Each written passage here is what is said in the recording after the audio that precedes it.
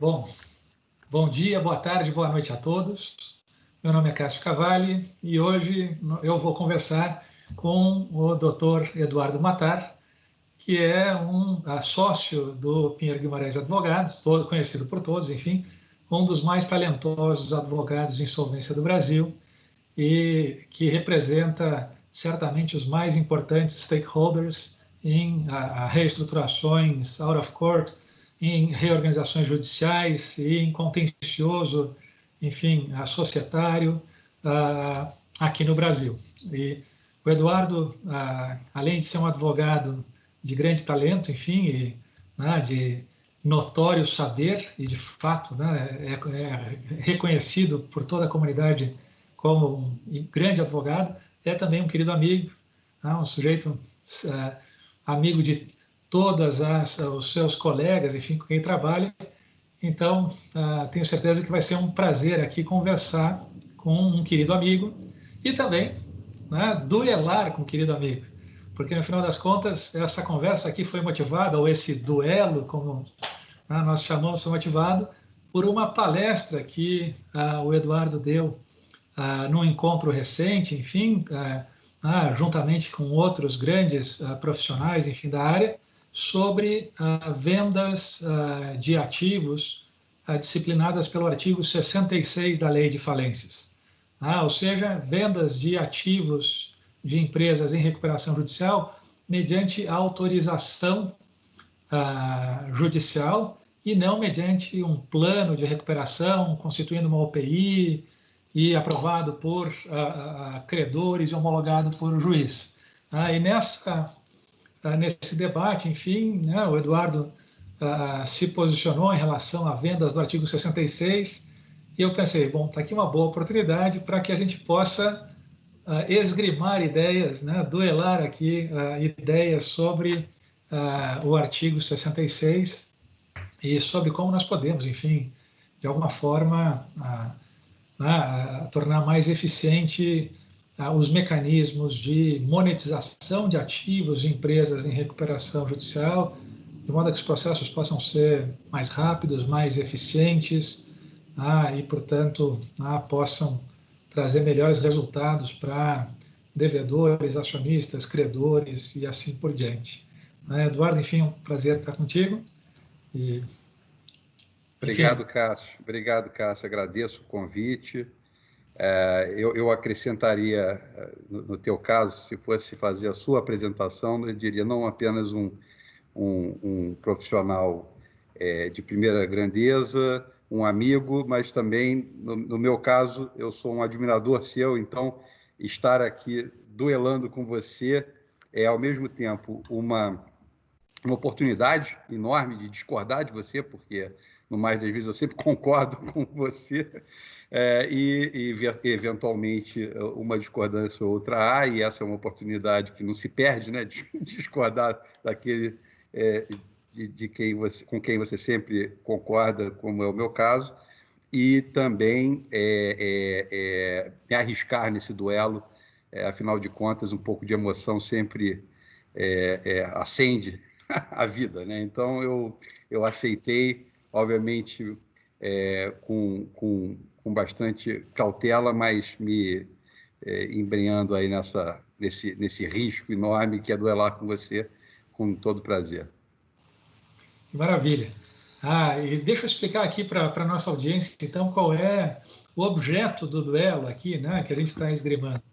Eu creio que a gente tem mais convergência do que divergência sobre o tema. A nossa leitura converge e os nossos propósitos convergem. Nós conversamos antes do duelo, é claro, Isso aqui não é um duelo, isso aqui é uma luta daquelas de luta livre às antigas, que era tudo encenado no final, A gente conversou antes sobre, evidentemente, os termos do duelo e nós concordamos que seria muito positivo para o país, para o Brasil, que nós pudéssemos adotar mecanismos de monetização de ativos em recuperação judicial análogos às vendas 363, as vendas disciplinadas pela seção 363 do Código de Falências norte-americano, porque tem uma série de virtudes.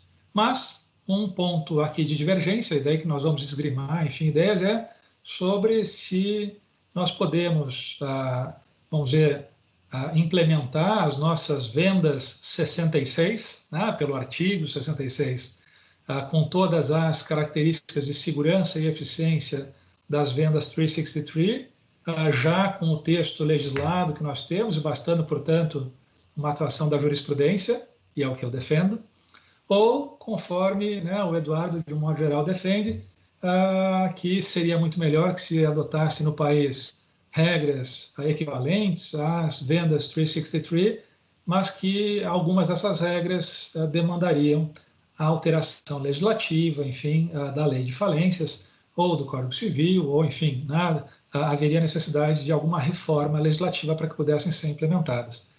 E, portanto, né, para a gente começar aqui no nosso debate, eu vou pedir, Eduardo, que você faça uma breve apresentação aqui, uma breve explanação sobre o que seria uma venda disciplinada pelo artigo 66 da lei, né, e qual seria nessa disciplina, enfim, quais seriam os traços peculiares distintos de uma venda de UPI constituída no plano, enfim, de recuperação judicial, aprovado por credores e homologado pelo juiz.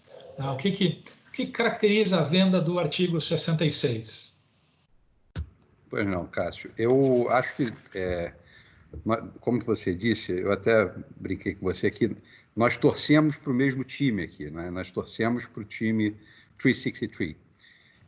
Mas você entende que o time consegue ganhar o campeonato ainda que sem alterações substanciais. Eu acho que tem que trocar o técnico, o goleiro, o atacante, senão não chegamos lá. Então, fazendo essa ressalva inicial de que, obviamente, somos sim a favor da mesma mecânica, da mesma lógica, que vem a ser a possibilidade de se vender, talvez até a empresa, não apenas as unidades produtivas isoladas, não apenas ativos substanciais, mas quem sabe até a solução do artigo 140, inciso 1, em falência, né, assumindo uma falência, por exemplo, continuada, uma falência em que se possa vender a empresa.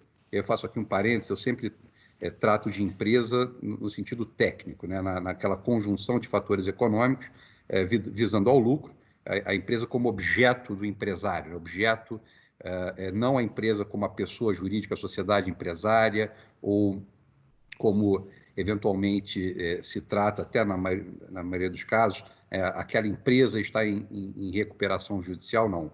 A sociedade empresária está em recuperação judicial e ela tem como objeto uma conjunção de fatores econômicos, né, numa atividade que visa ao lucro. Isso é a empresa. E essa empresa, nós temos a possibilidade na lei atual de venda da empresa inteira, de toda a atividade, todos os negócios, né, ativos, passivos, contratos, no artigo 140, inciso 1. Né, e eu gostaria muito de que fosse possível essa venda, sim, na recuperação judicial, seja em decorrência da aprovação de uma venda do tipo num plano de recuperação judicial, né, ou até mesmo, quem sabe, antes da aprovação e homologação de um plano de recuperação judicial, mas eu tenho que reconhecer que, para que isso aconteça, sem que se violem certas lógicas do sistema e direitos que decorrem dessas lógicas, é necessário que haja não só alteração legislativa dos determinados dispositivos da lei que tratam das vendas, como, por exemplo, o artigo 66, até mesmo o artigo 60, né? Mas da lei de forma geral para, por exemplo, que os credores, em geral, estejam sujeitos à recuperação judicial. Você não pode ter uma venda da empresa, uma venda como previsto no artigo 140, inciso 1, da venda integral da empresa, funcionando, e pronto, vende-se tudo, adquire-se o dinheiro decorrente da venda, e esse dinheiro servirá aos credores, né? Sem que você tenha... Você não pode fazer isso na recuperação judicial ou na extrajudicial sem que todos os credores estejam concentrados, número 1. Eu acho que são as duas alterações principais de lógica, né? Todos os credores concentrados na recuperação judicial, e aí nós estamos falando naturalmente dos credores que hoje são extraconcursais, sejam eles quem forem, né? Desde a ACC até a alienação fiduciária, enfim, quaisquer credores que hoje são tratados como extraconcursais, inclusive credores por dívidas tributárias, fiscais, etc., né? E, em segundo lugar, uma ordenação dos credores na recuperação judicial que leve em conta a estrutura de capital, que leve em conta as prioridades desses credores na estrutura de capital, que é algo que existe antes da recuperação. Sem recuperação judicial ou falência, você, de certa forma, tem, né, prioridades que são respeitadas em execuções individuais. Se você tem, eventualmente, um concurso de preferências numa execução individual, as prioridades são respeitadas. E na falência também, né? O artigo 140, que trata, quando trata aliás, prioritariamente, né, da venda da empresa, né, de todo esse acervo, ele também trata, né, os artigos, ele próprio, os artigos seguintes, tratam da subrogação dos credores no produto da venda, e os demais artigos da falência tratam das prioridades a serem respeitadas. A recuperação judicial não tem isso, ela não tem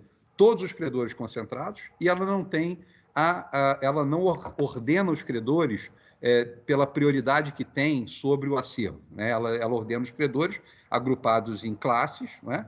E essas classes, inclusive, no limite, todas elas niveladas, né? Você tem a classe trabalhista, garantia real e quirografária niveladas, né? E cada uma elas são separadas, mas niveladas, ao contrário do cenário antes da recuperação judicial, sem recuperação judicial ou falência, e no cenário em falência. Então, acho que essas são mudanças fundamentais. Sem isso, você não. Eu acho difícil nós atingirmos aquilo que todos nós queremos, eu, você e muitos outros, que é a possibilidade de se vender toda a empresa, né, que seria a venda que nós temos de outros sistemas, como a 363 Sale, na recuperação judicial. Então, essas alterações elas são fundamentais e, obviamente, as regras que existem hoje, artigo 60, artigo 66, elas não foram desenhadas para a venda integral do negócio, né, ou até de parte substancial do negócio, com base nesses dispositivos,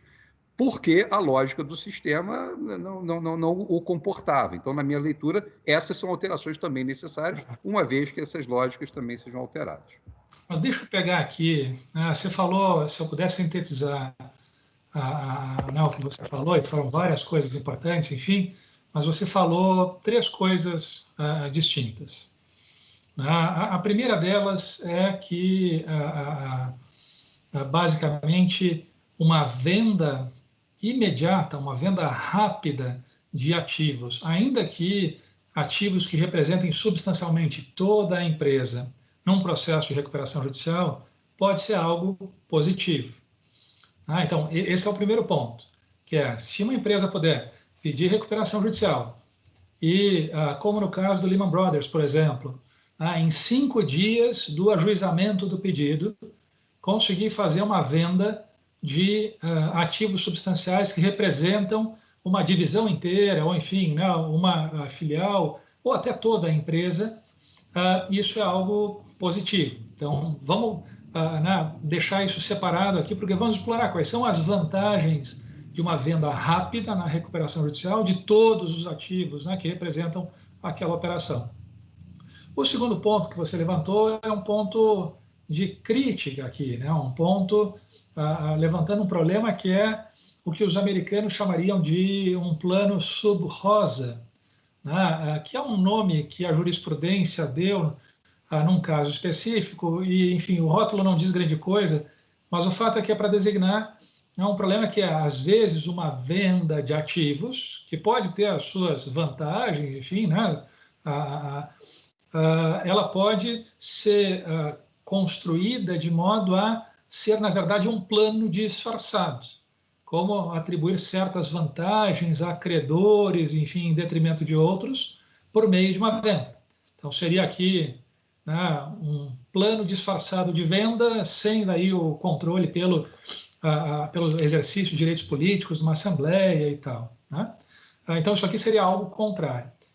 E, por fim, né, o que você falou, e vamos separar isso aqui também, que é, você falou, bom, o nosso sistema, a lógica do nosso sistema e certos artigos específicos talvez não sejam semelhantes ao Bankruptcy Code americano e à disciplina da seção 363 do Bankruptcy Code, e, portanto, talvez nós devêssemos mudar vários dispositivos para que a gente pudesse ter essa a possibilidade, né, de venda rápida de ativos substanciais ou da empresa inteira de uma vez só. 3 coisas, vamos começar com a primeira, eu aqui esgrimando o argumento da primeira, né? Antes da primeira, que na verdade foi a última que eu falei aqui, né? Antes das vantagens e dos pontos contrários, que é a Lei 11.101 de 2005 foi positivada, né? Enfim, foi construída tendo como referência o modelo norte-americano de reorganização de empresas por meio das diretrizes e princípios que o Banco Mundial, né, divulgou sobre processos de insolvência no mundo. Como na década de 90 houve uma globalização de mercados financeiros, havia risco financeiro de crédito e de insolvência no mundo inteiro e, portanto, era desejável que houvesse alguma uniformização nos processos de insolvência, e por isso que o Brasil, no início do século XXI, adota a Lei 11.101 com regras de recuperação judicial declaradamente inspiradas no modelo americano. Mas, ao mesmo tempo, né, nós estávamos engatinhando naquela época, a gente estava aprendendo como esse mundo da reorganização funcionava e quais eram as características, e, portanto, nós trouxemos as regras americanas, o nosso legislador, a mente do legislador, né, era a de trazer as regras americanas, mas nós trouxemos dentro dos nossos limites semânticos daquela época. Mas temos a regra do artigo 66, que fala da venda ou oneração de ativos do devedor mediante autorização judicial. Temos a regra de proteção do adquirente contra a sucessão em caso de venda de UPI, e assim por diante. E, portanto, a minha pergunta, né, primeira aqui que fica é: será que não era a intenção do legislador brasileiro ter positivado mais proximamente, enfim, do modelo americano, regras sobre vendas, né, monetização rápida de ativos para preservar empresas, maximizando o valor e, ao mesmo tempo, preservando interesses de stakeholders? Será que o legislador brasileiro não queria isso, mas não tinha a afluência semântica necessária para detalhar tantas disposições legais, enfim, nesse sentido? Ou será que, na sua opinião, não, a mens legislatores da época era não vamos ter 363 sales, não queremos conscientemente isso? Ou será que era o oposto? Queremos isso, mas talvez tenha faltado uma certa afluência ao legislador para que pudesse ser mais completo na manifestação da sua vontade? Eu acho que talvez não tenha chegado a sequer a esse nível de sofisticação. Talvez, e eu até falo da perspectiva da análise histórica mesmo, se você pegar o projeto que deu origem ao artigo 66, a evolução, né, a genealogia, vamos dizer assim, do 66, você nota que ele decorre de uma intenção limitadora, né, limitadora dos poderes de gestão do devedor, que continuava, é um processo de insolvência de debtor in possession, né? E aí você analisa, quando você vê a evolução do artigo, né, daquilo que chegou, que virou o artigo 66, começa-se com a lógica de uma concordata, praticamente, em que o administrador judicial administra a empresa, né? Administra, então é a mesma lógica da falência, em que na concordata, para evitar-se a falência, você tem um administrador judicial gerindo a empresa, gerindo os negócios, né? Aí você evolui, obviamente alguém cutucou o outro e falou, olha, isso aí não vai dar certo. Né?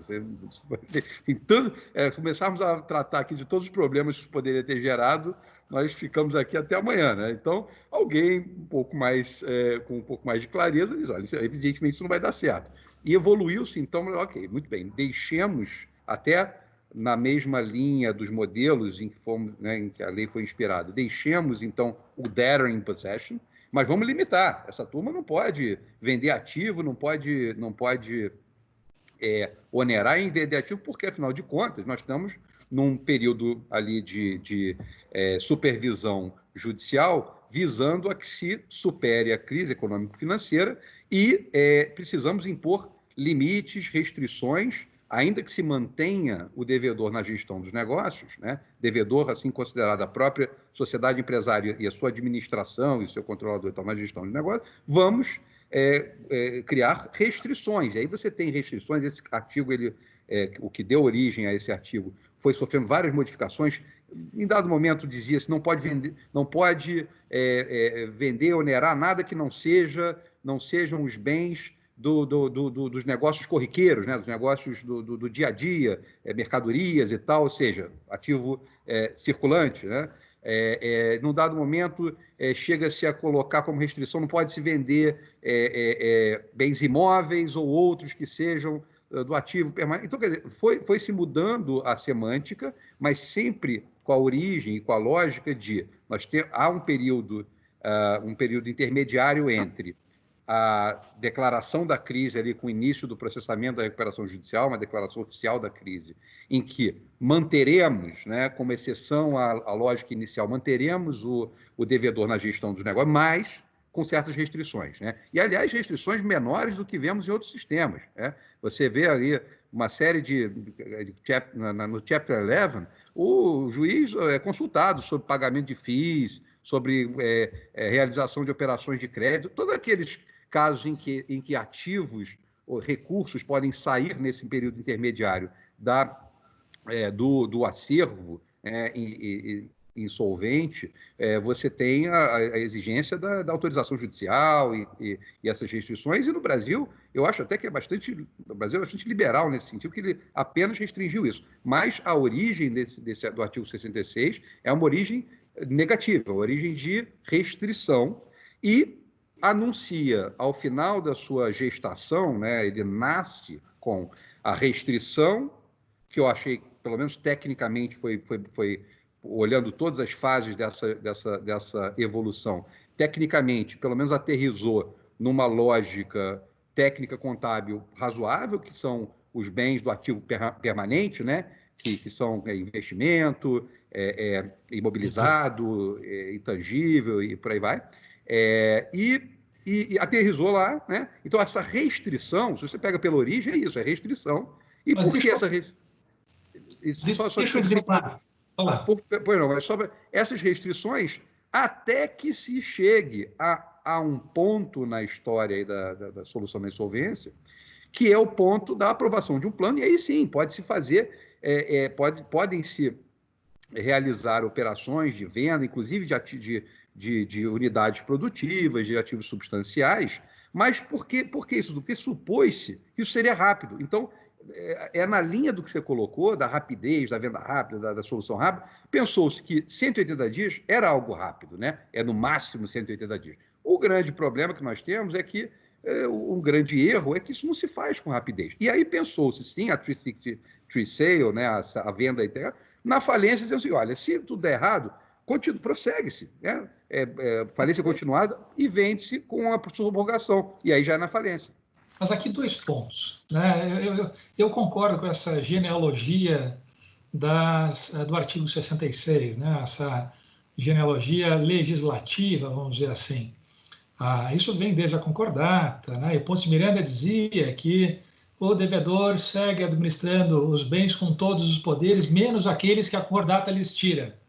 Quer dizer, a concordata vai e remove, ele tira, né, do devedor certos poderes de dispor de certos bens.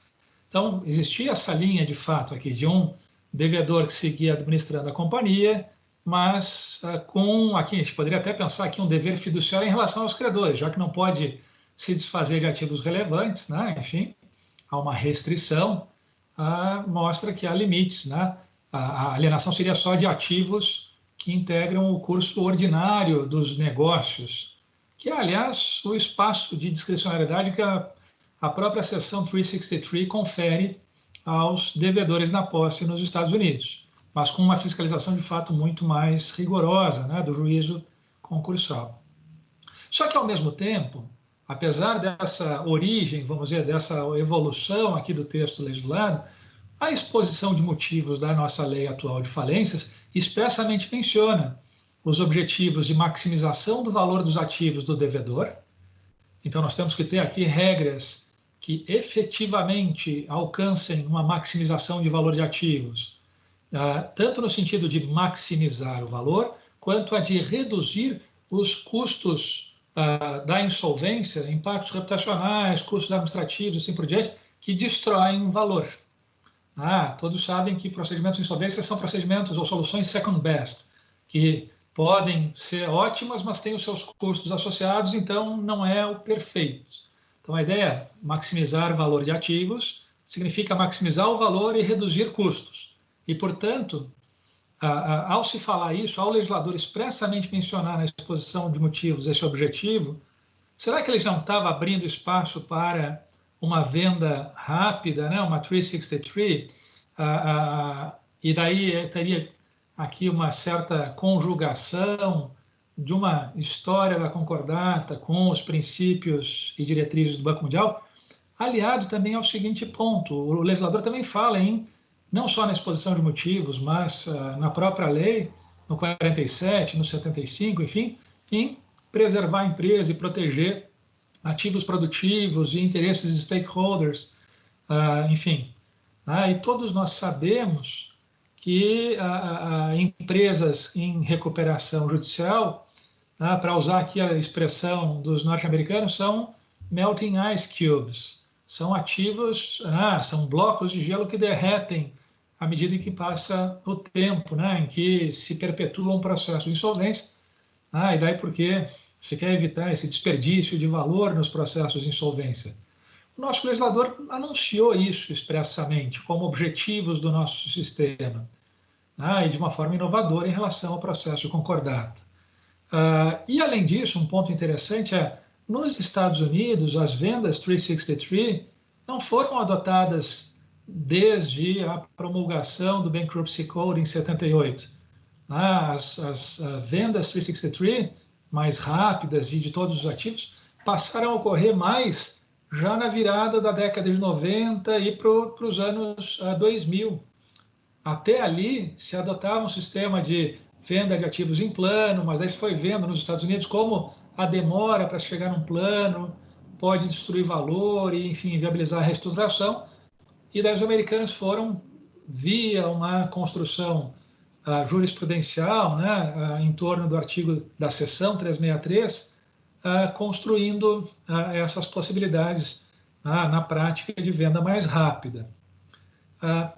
E daí aqui fica o meu contraponto, que é, eu não sei se eu me ateria tanto assim à origem da concordata e à regra da concordata, porque quando o projeto ou anteprojeto de lei no governo Itamar Franco, em 93, foi para o Congresso, nós não tínhamos ainda a influência do Bankruptcy Code via Banco Mundial.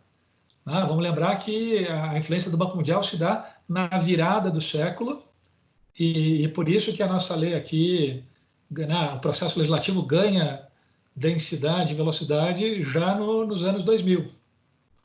Mas ali para 2002, 2003 é que tem um impulso maior. Então esse é meu contraponto. Sem a gente querer definir aqui quem está certo ou não, mas apenas para contrastar os argumentos. Agora, a gente parece ter uma convergência aqui, independentemente de o que pesa mais, se a origem concordatária ou o Chapter 11 e 363, enfim, que é aquele outro ponto. Há benefícios de uma venda rápida, de ativos ou da empresa inteira na largada do processo de recuperação. Esses benefícios são, da venda rápida aqui, basicamente maximizar o valor de ativos, impedir o derretimento, um desperdício de ativos e, portanto, se tem uma execução, vamos dizer assim, de ativos mais eficiente para o conjunto de credores e o adquirente tende a manter aqueles ativos e tende a manter, então, relações relevantes com stakeholders, fornecedores, empregados e assim por diante, na operação. Então, eu queria entender, basicamente aqui, na tua visão, o quão benéfica seria a possibilidade de uma venda rápida de ativos.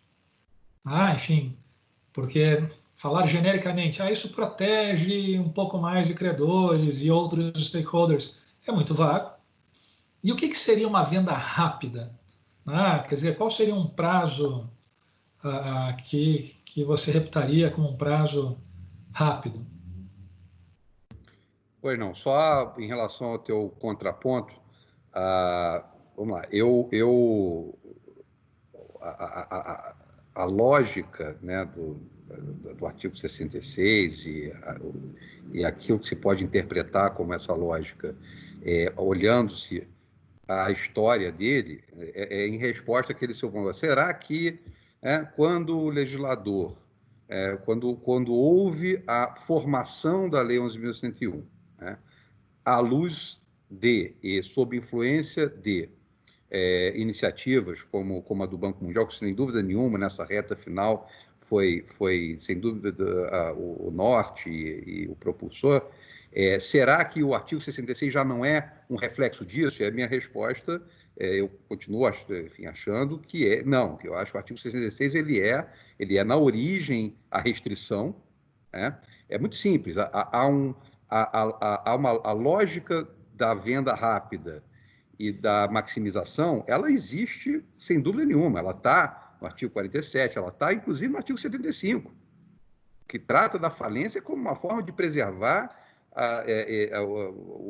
a empresa, preservação da empresa, a decretação da falência, para que ela seja vendida rapidamente, exatamente, todos eles, o artigo 47, 75 e tal, eles têm origem nessa lógica, nesse princípio.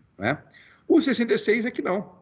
Eu estou só respondendo a sua indagação sobre será que o 66 não veio no bojo? Não, eu acho que o 66 é a restrição e a solução são o artigo 60, o 140 e tal, seja na recuperação judicial ou na falência, mas só para colocar... Aí entra aqui o espadachim do outro lado, espetando aqui, alfinetando e dizendo, será que a gente pode ler o artigo 66 fora do contexto finalístico que orientou toda a lei? Porque os artigos estruturantes da falência e da recuperação são para maximizar valor, para acelerar procedimentos e proteger interesses de credores e de stakeholders como fornecedores e empregados e tal. E a exposição de motivos também coloca como os pilares estruturais dos processos de insolvência essa maximização de valor e proteção de interesses. E aí, será que nesse contexto a gente consegue ler o artigo 66 descontextualizado desses objetivos declarados e estruturantes, dizendo assim, não, no artigo 66, por conta de uma tradição histórica da concordata, vamos ler uma regra que obra na contramão dessa promoção de interesses de eficiência, enfim. Será que a gente pode fazer uma leitura de maximização de valor e de proteção de interesses de stakeholders para certos artigos e para outros a gente vai dizer, não, olha, ainda que essa minha leitura aqui não seja a mais adequada para a promoção de objetivos como maximização de valor, aí eu vou seguir porque tem uma tradição histórica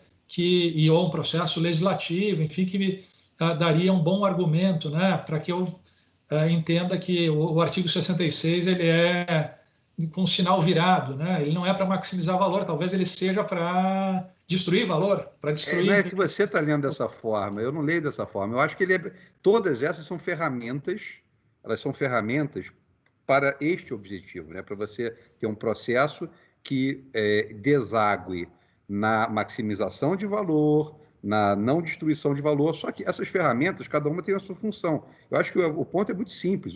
A função do 66, ela não é a função de promover-se a venda e promover-se esta venda com a finalidade de se maximizar e de se fazer um processo eficiente, mas sim ela é a ferramenta intermediária, temporária, né, de como lidar com os ativos, enquanto não se chega, aí sim, nas ferramentas de alienação, de transferência e tal, que são os 60 e os 140 e por aí vai. Então, eu acho que nós estamos...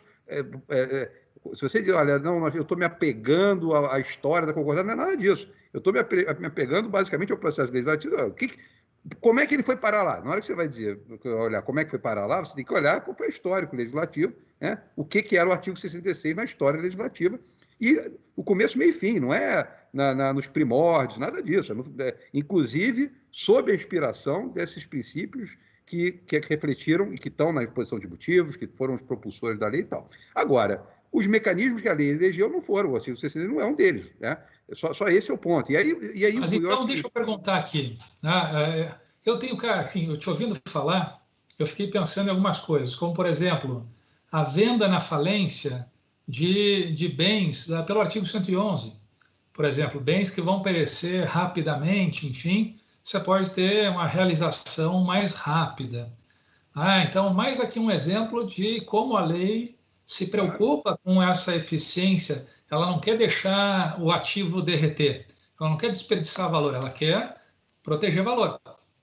Então, aqui eu fico pensando, eu acho que o legislador buscava no conjunto da lei medidas de maximização de valor e se a gente propusesse para o legislador, olha, a gente pode interpretar esse artigo de duas formas, uma que maximiza valor e outra que não, eu creio que o legislador diria, não, essa aqui não, a gente quer maximizar valor.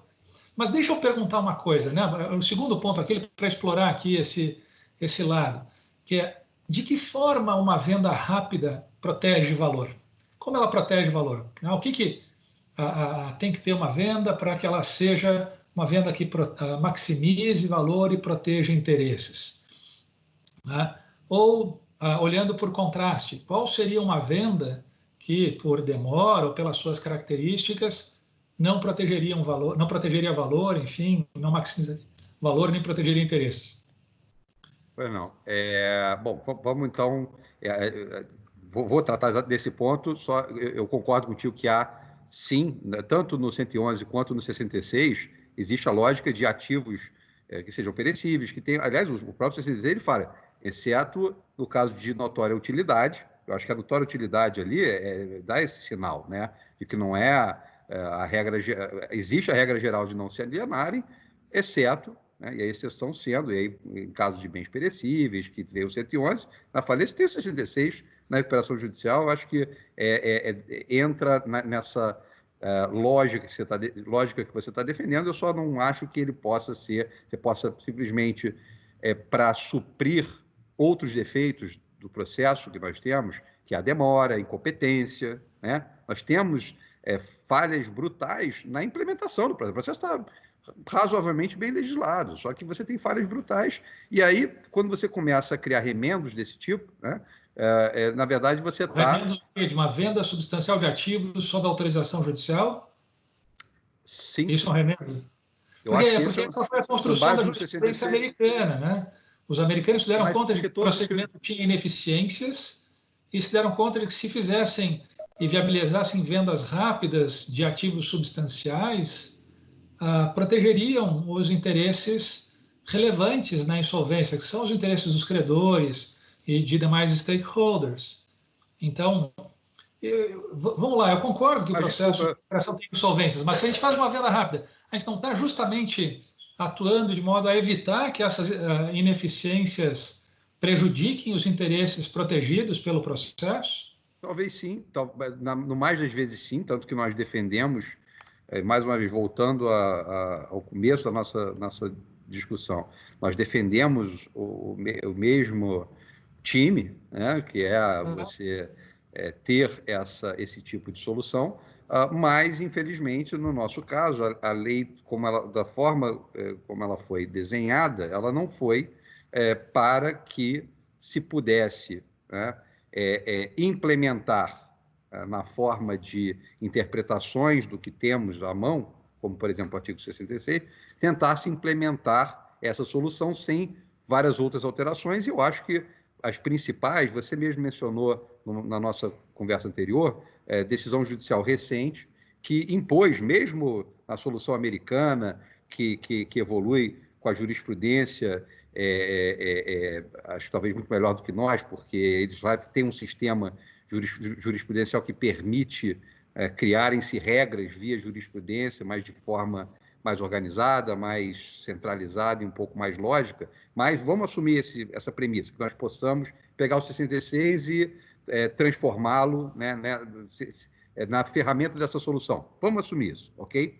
Você mesmo me ensinou recentemente, na nossa conversa prévia, que a decisão recente dos Estados Unidos, na Suprema Corte, que impõe, mesmo nesses casos, nessas soluções, impõe a obediência ao Absolute Priority Rule, que era exatamente... Aqui você já está falando daquele terceiro ponto que a gente tinha separado, porque a gente viu três coisas, né? Uma, quanto a origem e os propósitos da 363, Sales e do artigo 66.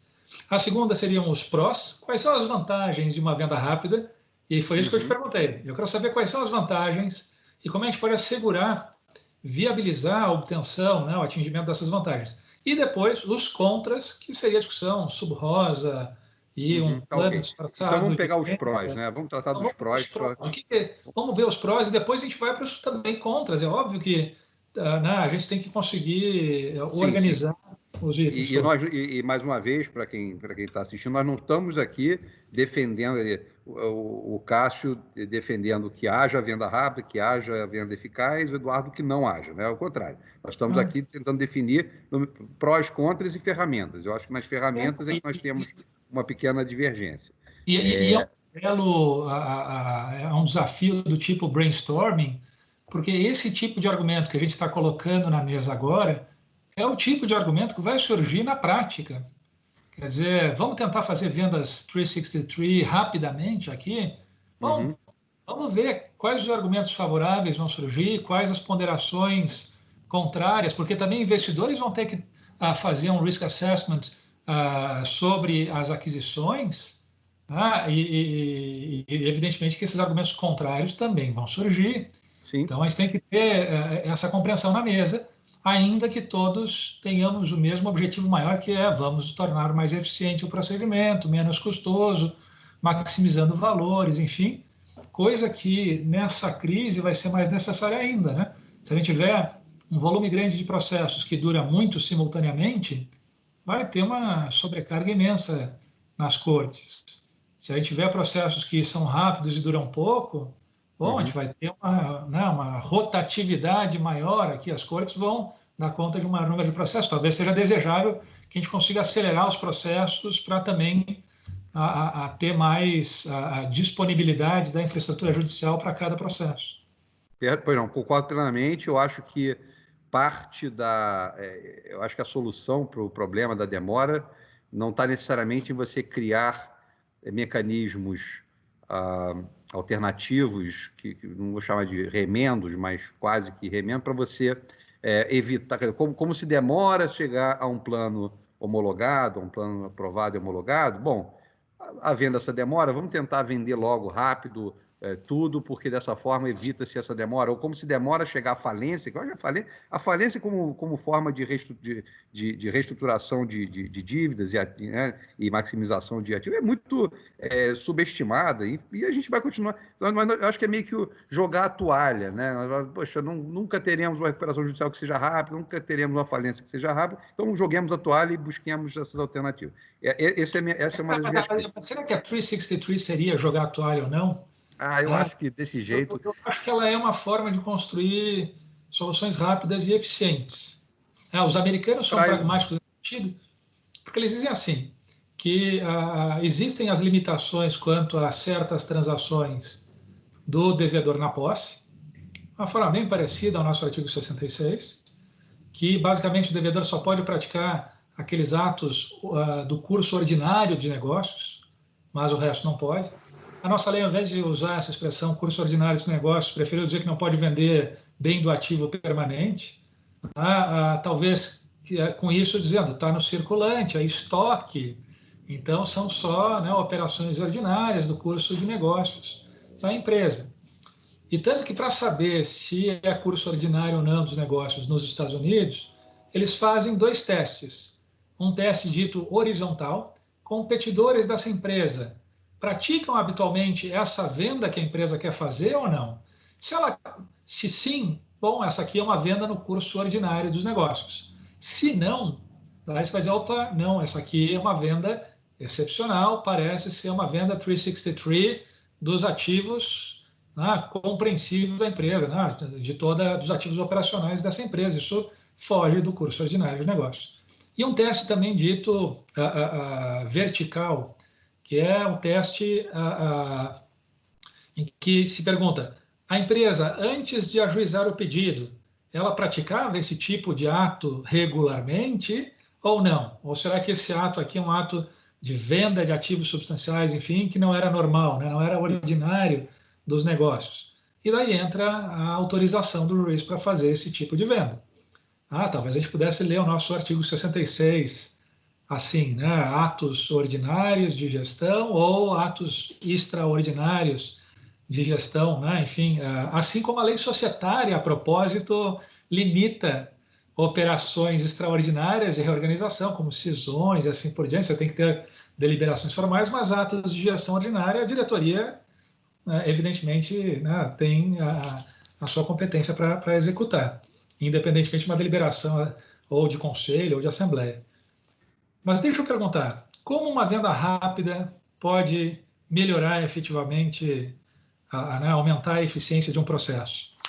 Vamos ver os prós aqui. O que é, né? Vamos ver os prós. Os prós são muito simples. Eu acho que talvez o principal é a não depreciação, né, acelerada dos ativos, das operações. Você tem, evidentemente, que quando você tem a empresa, naquele sentido que eu mencionei, né, da atividade, do objeto do empresário, gerida, praticada, realizada, gerida por um empresário que está fragilizado, sem acesso a crédito, sem acesso a capital, sem acesso a oportunidades que são certas consequências da insolvência do empresário, né? As portas se fecham, o capital necessário, os recursos necessários para investimentos, tanto operacionais, chamados OPEX, né? E os investimentos de capital, os CAPEX, né? Esses recursos eles secam. Isso, naturalmente, quanto mais se opera, quanto mais se faz a gestão dessa empresa com o déficit de acesso a recursos, menos valor se cria e mais, pelo contrário, mais se deprecia o valor daquela atividade e tal. Você tem algumas dificuldades competitivas do empresário insolvente que acabam facilitando a concorrência, né? Tomar market share, quer dizer, operar de forma mais eficiente e, portanto, sendo muitas vezes um jogo de soma zero, se um ganha, o outro perde. Então, você tem uma série de circunstâncias que podem ser remediadas, que podem ser contornadas pela alienação expedita das operações, dos ativos, do negócio, da empresa, né? Ou de partes substanciais da empresa. Acho que isso é uma constatação.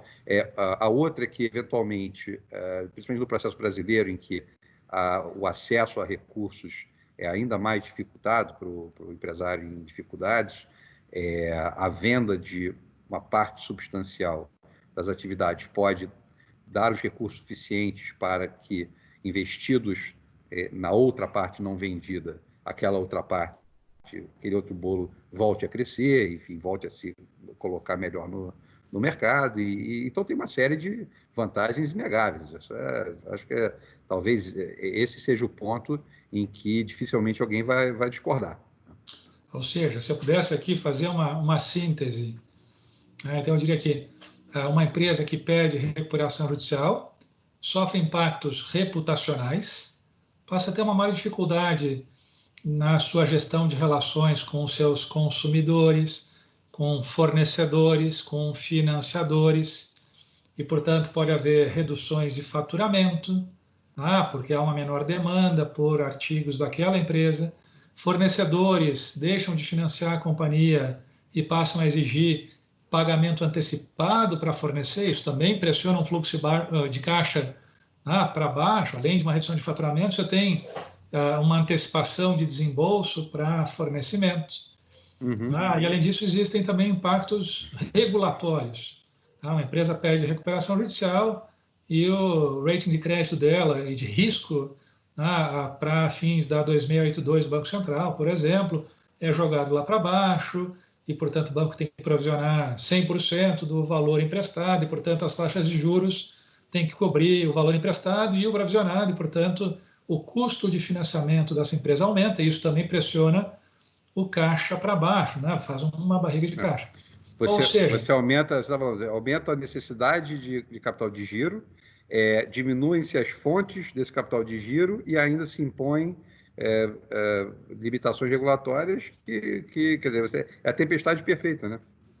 Ou seja, basicamente começa a faltar oxigênio para a empresa, que vai, A gente vê empresas, quanto mais fica sem esse oxigênio, com esse fluxo de caixa negativo, maior o desgaste com empregados, fornecedores, enfim, com os stakeholders que constituem a empresa. E daí a empresa vai minguando, vai derretendo, os ativos ela vai perdendo valor. E o interessante é que a venda de ativos, tanto todos os ativos, enfim, para alguém capitalizado, ou uma parte de ativos rapidamente, é uma forma de obter liquidez. Você troca um ativo não circulante, sem liquidez, por caixa, isso é uma coisa boa. Ou, assim como se a empresa for obter um financiamento novo, com um terceiro garantido por ativos, um financiamento, em ambos os caminhos a gente está lidando com alienação, disposição ou oneração de ativos para injeção de liquidez. A gente tem que se preocupar com as regras dos nossos processos de insolvência que possibilitam injetar liquidez na empresa para que não haja destruição de valor. É uma preocupação muito pequena que a gente tem aqui na nossa prática com como viabilizar a injeção de liquidez, já que não tem financiamento DIP bem regulamentado. E alguns problemas do financiamento DIP são os mesmos da venda do 66, obstáculos para uma 363 eficiente aqui no nosso sistema. E também um outro ponto, só para fazer a síntese final do que você falou, um problema de regulação bancária. Não adianta ficar falando só de reforma da Lei 11.101 e melhorar essa lei e a jurisprudência, se a gente não vai olhar para a regulação bancária e melhorar a regulação quanto à avaliação de risco e regras de provisão e assim por diante, porque, enfim, essas regras são mais importantes até do que as próprias regras próprias dos processos de insolvência. Mas aí você está entrando na questão do financiamento da sociedade empresária insolvente, né? Claro, é que para obter liquidez ou a empresa vai ter financiamento ou essa empresa vai desinvestir para ter liquidez. Mas eu acho que acaba que essa questão regulatória, que aliás é muito mal parada mesmo, né? É muito curioso que você tem um país em que o Banco de Desenvolvimento não pode emprestar para a sociedade empresária insolvente. Né? Exatamente. Que doideira, absolutamente. E essa tua colocação é muito importante, porque nos Estados Unidos, o bailout, as operações de resgate governamental a empresas privadas, se dá muitas vezes no processo de Chapter 11. Exato. Então, o bailout da GM, por exemplo, que foi um dos maiores da história, só foi viabilizado, quer dizer, o governo americano só adquiriu os ativos numa 363 sale porque era um Chapter 11. Sim, Aqui no Brasil, se entrou em recuperação, os impactos reputacionais, regulatórios, né, e de, enfim, a relação com o poder público parece que se deterioram de uma tal maneira, né? Quer dizer, quais são as características das nossas regras que geram esses impactos e como a gente pode melhorar as nossas regras para que se possa amenizar esses impactos, né? É uma é. boa, né, nessa crise atual, pensar na relação recuperação judicial e bailout e o papel do BNDES é muito importante, de fato. E os bancos privados, aí você tem esse aspecto, né? Os bancos públicos, principalmente de fomento, não podem fazer operações de crédito com empresários insolventes. Você tem o banco privado, se faz, ele é punido no balanço com provisão 1 para 1, né? Empresta R$ 1, provisiona R$ 1. Aí é uma punição, evidentemente, você não vê praticamente, você não vê e não verá, né? Operações de financiamento DIP, né, por instituições financeiras brasileiras, enquanto essa for a regra vigente, né? Por outro lado, créditos dados a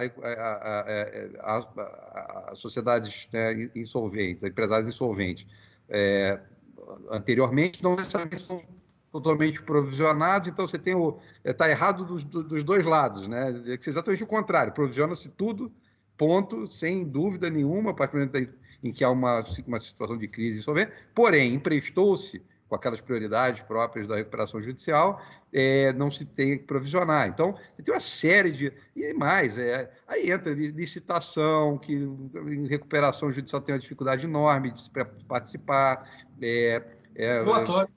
concessões que são, enfim, então resiliência. Então você tem uma série de dificuldades, e aí a venda de ativo, a gente volta, a venda de ativo acaba sendo a solução mais palpável, né? Mas aí que entra o ponto. Você acabou de descrever em que circunstâncias ocorrem as 363 nos Estados Unidos, que são empresas que não conseguem se financiar para fins de arcar com as despesas administrativas do processo e seguirem operando. Então, empresas que não têm acesso a fontes de liquidez, é o que acontece aqui no Brasil. A empresa pediu recuperação judicial, via de regra, em 99% ou mais dos casos, a empresa agora vai ter que queimar a gordura acumulada, porque não vai ter financiamento nenhum vindo de fora. Pois nos Estados Unidos, se as empresas não têm acesso a financiamentos, por conta da sua estrutura de capital, enfim, a solução que resta para maximizar valor é 363, fazer venda de ativos. Será que isso não te sensibiliza, Matar? Aqui no Brasil, as nossas empresas não têm financiamento. Então, será que a gente não pode resolver o problema de proteção de valor, de interesses de stakeholders, maximização de valor e assim por diante? E daí sim, limpando os problemas reputacionais e viabilizando manutenção de licitações, concessões e assim vai, por uma venda rápida, por autorização judicial. Enfim, a gente está falando coisas que você vê que eu estou esgrimando, evidentemente, para Claro. tentar construir Não tenho dúvida. Eu acho que os benefícios, acho que nesse caso, don't preach the preacher, eu estou absolutamente alinhado. Eu só acho que isso se resolve melhor com um processo rápido de recuperação judicial, que pressionar-se o sistema para um processo rápido e não esse processo ineficiente que nós conhecemos, talvez melhor do que simplesmente se buscar a reconstrução da lei sem reconstruí-la, né? Reconstruir uma forma de interpretação. Se a gente faz uma venda rápida, isso não acelera o processo? Não há forma de fazer um processo mais rápido? Não, talvez sim, talvez não. Talvez não. Talvez aí sim. O brasileiro você conhece bem, né? Ele se acomoda com muita facilidade. Toda vez o prazo é sempre... Né? Tudo se faz no último momento e sempre se supondo prorrogações e tal. Então, eu acho que a partir do momento em que haja vista aí a regra que era claríssima, né, de que não se passará de 180 dias, de suspensão e que foi rapidamente escanteada. Né? Mas se a gente quiser acelerar o processo e autorizar vendas rápidas de ativos substanciais, mediante autorização judicial, isso não aceleraria o processo? Eu acho que pode ser que sim, mas pode ser que tenha o efeito colateral de acomodar-se a todos, né? Acomodarem-se todos na satisfação de que, olha, os ativos já foram vendidos, está ali o dinheiro, vamos continuar enrolando, embromando aqui, como fazíamos com muita categoria. Daí tudo bem, mas os ativos foram vendidos e, portanto, agora tem um novo controlador capitalizado que está operando e mantendo o contrato. Não, mas vamos lá, mas não é você está me falando da venda da própria sociedade. Vende tudo. Não, empresa é uma coisa, sociedade empresarial é outra. O credor continua sendo credor, não, né? Eu sei, se a empresa, a sociedade empresária detentora dos ativos, a SA, a companhia, vende todos os seus ativos operacionais numa venda rápida por autorização judicial, quem compra agora vai controlar aquela operação e está capitalizado e vai. Mas não é devedor de quem ficou, né? Dos credores que ficaram. Os credores não, ficaram. O dinheiro entra para a companhia em recuperação judicial em troca da aquisição dos ativos. E agora passa a ser uma discussão só sobre como liquidar. Esse valor vai ser utilizado para pagar credores, mas a operação em si foi mantida nas mãos de terceiro, com, enfim, a redução de impactos reputacionais, regulatórios e tal. Mas você baseia a liquidação, né? Tudo bem, mas você deu exatamente a solução que está na lei, mas na forma de falência, né? Uma falência com a venda da empresa. Isso é uma liquidação. A alocação aqui é uma alocação que mantém o going concern. E tanto que há um pagamento aqui, né? Cibida, o valuation é de going concern. Então, não há liquidação, simplesmente o que há é a venda da operação, né? Enfim, como um todo, pelo preço de um M&A pela operação. E é o máximo que se obtém pela venda dos ativos e, portanto, esse é o maior recovery, né? Vai assegurar um maior recovery aos credores. Eu não sou contra que, se eventualmente se chegue a uma solução com uma lei reformada, em que todos os credores estando presentes na recuperação judicial, você replique a falência, que é basicamente o que nós estamos tratando aqui, a falência com a venda da empresa. O que você está descrevendo é o 140, parágrafo 1º, com a diferença entre uma coisa e outra é que no 140, parágrafo 1º... Velocidade. Pode...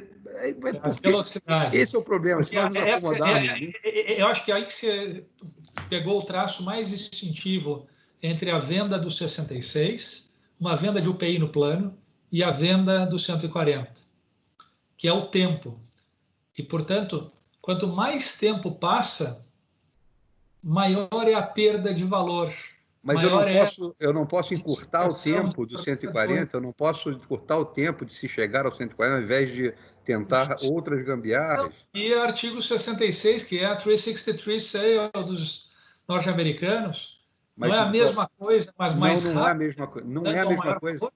Sabe por que não é a mesma coisa? Não é, absolutamente não, pelo seguinte. No 140, inciso 1, e os seus demais incisos, mas vamos pensar no inciso 1, que é essa venda da empresa, né, como todo, você tem todos os credores na massa, todos eles são... esse é o contra, esse é o ponto, você está indo para o contra, a gente está tentando aqui ver... Para o contra, eu não posso ir para o pró sem pensar no contra, né? Então eu não posso esvaziar, eu concordo com você, estamos concordando que o pró é evidente, eu estou concordando com o pró, não adianta nós também nos ancorarmos no pró para esquecer o contra. Existe o contra. Mas o pró, deixa eu perguntar então, no pró, ainda olhando para as vantagens aqui, né? A gente já está com tempo. Para vender a empresa como um todo, isso, né, de forma mais rápida, sem perder valor, enfim, a gente tem que conseguir fazer a venda da empresa como um todo ao maior preço. Daí entram 3 questões aqui importantes, né, que são características da seção 363 do Código de Falências americano, que são a venda, ela é uma venda livre de sucessão. É uma venda free and clear. Só que é uma venda livre de sucessão e também é uma venda livre de qualquer security interest sobre os ativos vendidos. Ou seja, tem uma regra expressa na seção 363F que diz assim, que quem compra esses ativos, que são a empresa como um todo, compra ativos limpos, não vai haver sucessão em obrigações. Isso já maximiza, evidentemente, o preço pago pelos ativos, maximizou o valor. Claro, evidente. Muito. Aumenta a demanda pelos ativos também, então é uma coisa boa. Mas há uma liberação de todos os security interests, esses interesses aqui em garantia, security interests, são basicamente as posições de credores que detêm garantias reais ao seu crédito. A lógica que o sistema americano adota é que se há uma venda no processo judicial do ativo onerado, há uma liberação do ativo e o valor pago vai alocado para o credor. Tem uma subrogação no valor de execução judicial, porque no final é uma venda judicial, claro, ainda que não forçada.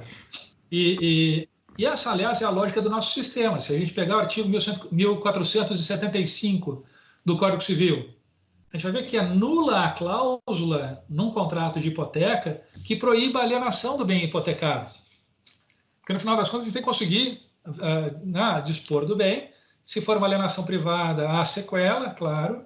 Mas se é uma alienação em execução, há uma subrogação do credor no valor de execução. E na falência, a mesma coisa. Os credores se subrogam no produto da realização dos ativos.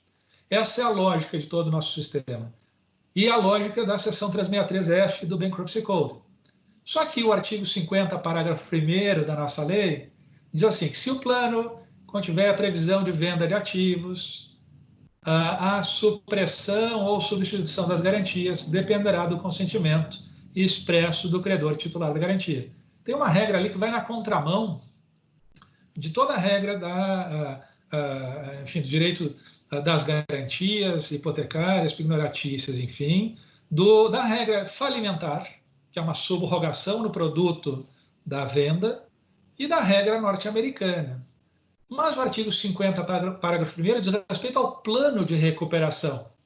E daí a pergunta que eu te faço é, numa venda disciplinada pelo artigo 66 da Lei de Falências, com autorização judicial, enfim, uma venda rápida na recuperação, o que você acha? O credor se subroga no produto da venda? Ou o credor garantido, claro, né? Ou o credor tem a proteção desse parágrafo 1º do artigo 50? Enfim, porque ele não está falando expressamente do artigo 66, essa regra é do parágrafo 1º. Eu acho que ele, na verdade, nenhuma coisa, infelizmente, nenhuma coisa nem outra.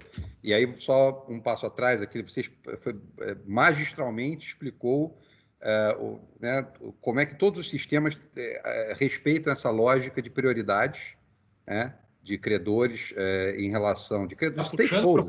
Negativo, hein? Você tá? Eu sei, eu sou negativo, eu sou extremamente. Eu sou muito negativo.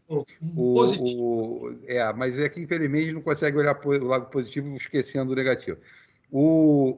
Você narrou magistralmente, né, como todos os sistemas, execução, falência, sistema americano, respeitam as prioridades, né? Respeitam a ordem de prioridade dos stakeholders em relação ao acervo. A recuperação judicial é a única que não. E por que ela não respeita? E aí é aquela história, um erro leva ao outro, né? Eu concordo com você que o artigo 50, parágrafo 1º, está errado. Está errado. Mas ele está errado para compensar um outro erro, que é o fato de que o credor com garantia real na recuperação judicial, ele não pode esperar, pelo sistema da recuperação judicial, subrogar-se, número 1. Número 2, que a prioridade dele seja respeitada. Seja antes do plano, seja depois do plano. Porque antes do plano, ele está com as suas ações e execuções suspensas, né? Seu crédito submetido à recuperação judicial. E se houver venda de ativos, não há nenhuma garantia na recuperação judicial, na regulação da recuperação judicial, que lhe dê a subrogação naquele produto. Número 1. Então, não tem essa proteção antes do plano. E, com o plano aprovado, a única proteção que ele tem é ter uma classe para chamar de sua, né, que é aquela classe 2, em que ele pode, eventualmente, deliberar contra a aprovação do plano, mas é uma proteção negativa. Mas, de resto, a sua classe está nivelada com as demais classes. Então, ele não tem proteção nenhuma e a lei veio acudir-lhe dizendo, olha, não se preocupe, a sua garantia real está preservada. Né? O que significa isso? A sua garantia real está preservada. Significa que, se houver a venda antes do plano, artigo 66, houver uma venda que não seja prevista no plano, né, a venda ocorrerá, ele não se subroga no preço, porque não há nenhuma regra que lhe dê esse direito. Por outro lado, o seu direito real de garantia acompanha, né, porque não tem nenhuma regra também que exclua o seu direito real de garantia, muito pelo contrário.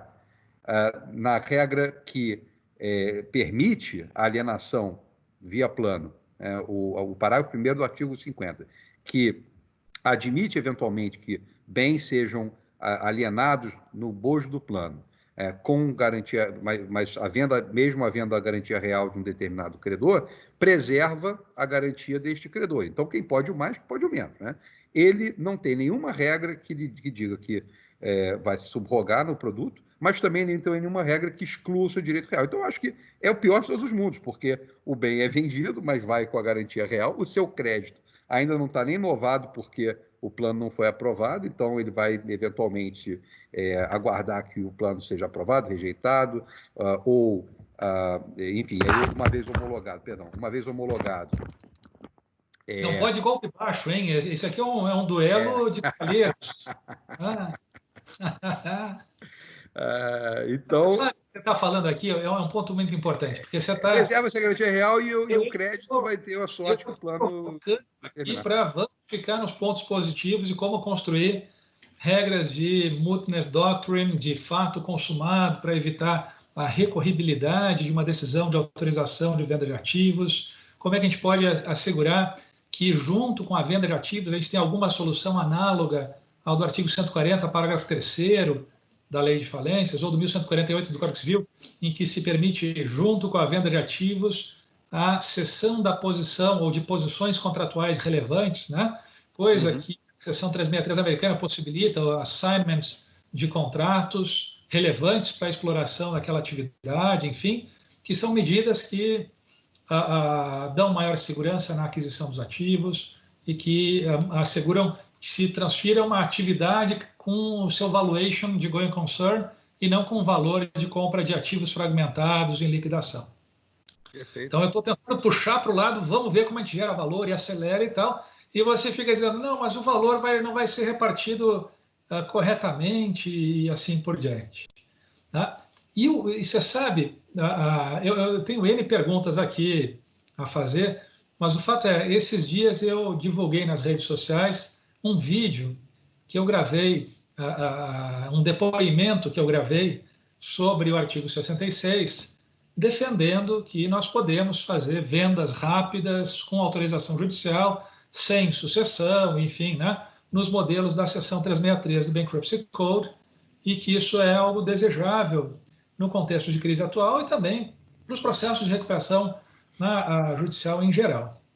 E eu recebi várias críticas de colegas, retornos aqui, feedbacks de amigos que eram procuradores da Fazenda Nacional, promotores de justiça, várias pessoas que atuam na área e que basicamente diziam o seguinte, o mesmo que você está dizendo, que tem um problema, que como o fisco não participa da recuperação judicial, qualquer monetização na recuperação judicial é uma forma de passar a perna no fisco, porque você vende ativo, monetizou, e agora o use of proceeds, a alocação dos valores, vai se dar sem levar em consideração o interesse do fisco, já que não há uma regra de prioridade a ser seguida na recuperação judicial. Ou pensando em outros credores que não participam da recuperação judicial, também ficariam aqui preteridos, ou até mesmo, eventualmente, credores que participam da recuperação judicial, como credores hipotecários e pignoratícios, mas que não tem uma proteção por regras e prioridade de subrogação no produto da venda, enfim, que é algo que parece ser bem difundido em outros sistemas, inclusive, em teoria, no nosso sistema de garantias também. Ou seja, a tua crítica é uma crítica que parece que fala fundo para muitas pessoas. Muitas pessoas se identificam com a tua crítica, que ela é uma crítica importante, né?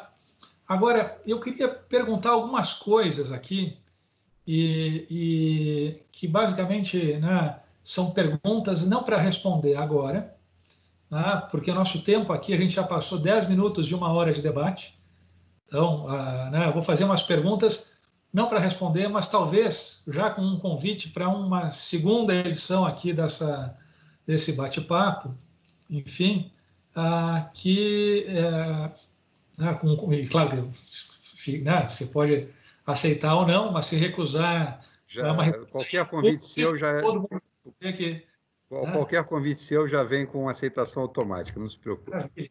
Mas as perguntas que eu faço são: será que esse problema de distribuição que você está falando e que é real, não é um problema que se manifesta da mesma forma no plano de recuperação? Ou seja, a diferença seria venda rápida e eficiente ou venda demorada no plano e menos eficiente? Então, mais valor e menos valor. E o problema de como distribuir o valor é um problema que está presente nos dois lados. Porque no plano tem a passada de perna no fisco, credores garantidos são preteridos também, porque são nivelados. Então, o problema segue. Então, a pergunta que eu faço é: será que a gente não está falando de uma outra coisa? Que é, ao invés de falar de monetização rápida e eficiente de ativos, é um outro tema chamado distribuição de ativos. E quais são essas regras de prioridade em distribuição ou não? É uma provocação que eu faço, mas que tem um valor aqui analítico, que é: vamos separar uma coisa de outra. Porque o meu contraponto que eu faço, para a gente seguir depois no próximo episódio aqui, né, para conversar, é o seguinte: tem 3 pessoas disputando para saber o quanto cada uma vai receber de metro quadrado, de metragem quadrada em uma casa. E essa casa está pegando fogo. E quanto mais o tempo passa, menos casa tem. A casa vai se consumindo. E não se decide, basicamente, salvar a casa e vender para quem possa salvar a casa, porque não, eu quero ter um pedacinho maior, eu não. Quer dizer, essas brigas em torno de saber quem recebe antes e quem recebe depois fazem com que o processo demore e que decisões sobre a alocação de ativos também demorem e, portanto, a empresa, né, o bloco de gelo, derrete. No final, a gente ficou brigando para saber quem fica com uma porção maior ou menor e regras de prioridade, e a gente fica daí talvez com uma prioridade sobre nada.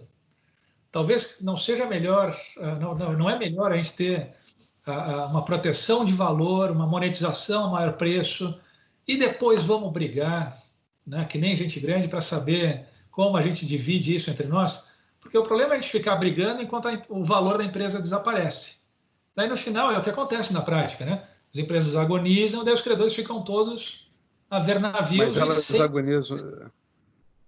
Desculpa, elas. Vamos, obviamente, eu acho que isso é matéria para nós continuarmos o debate, mas eu acho que elas agonizam até mesmo essa diferença de, vamos dizer, 3 meses que deveria haver entre a tua proposta de venda rápida pelo artigo 66, e vendas eventuais pelo artigo 60, né? Esses 3 meses se economizariam se você pensar na lógica do sistema funcionando, né? Você tá falando, vamos vender em 3 meses e não nos 6 do plano. Eu falo, vamos fazer um plano que seja homologado em 3 meses, 1 mês. Você tem chapter 11, você sabe que tem chapter 11, em que se homologa em dias, né? Resolve, você chega e pronto. Então, assim, mas por quê? Porque também você maximiza valor e o recovery dos credores é necessariamente melhor, ainda que possa haver injustiças. Mas então, quer dizer, Então, eu acho que o problema ele é maior do que simplesmente você conseguir usar o artigo 65. O problema é no processo,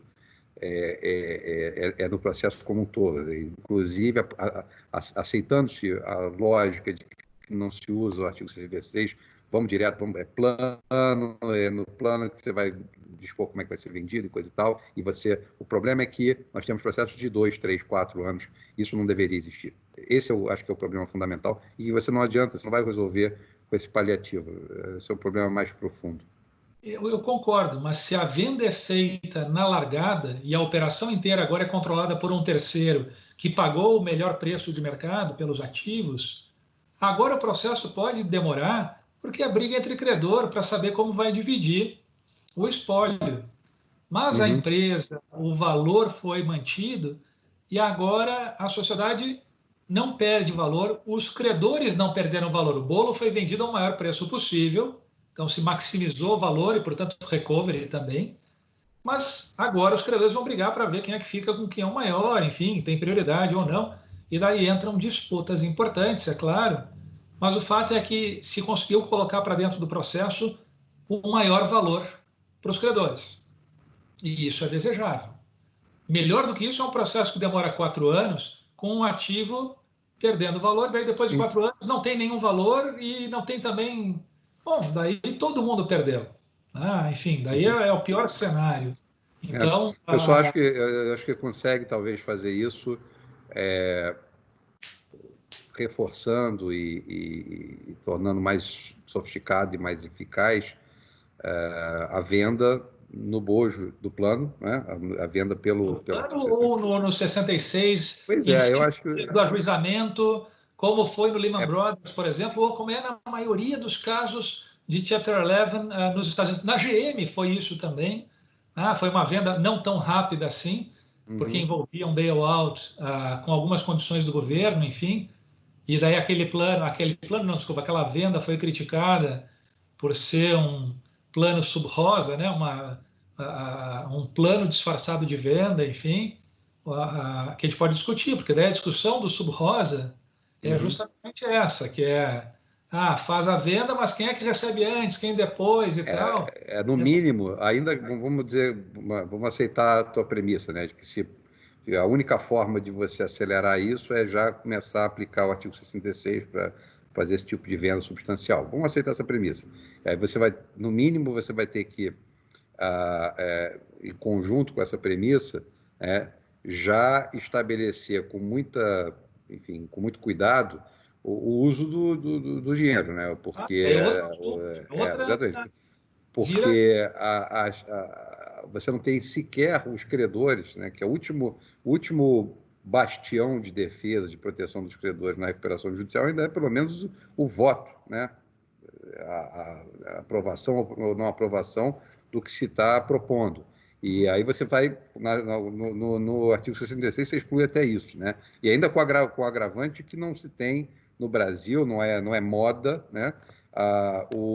Você ter comitês de credores. Então, ainda piora as circunstâncias. Então, você teria que, assim, além de tudo, se preocupar com a proteção desses recursos, né?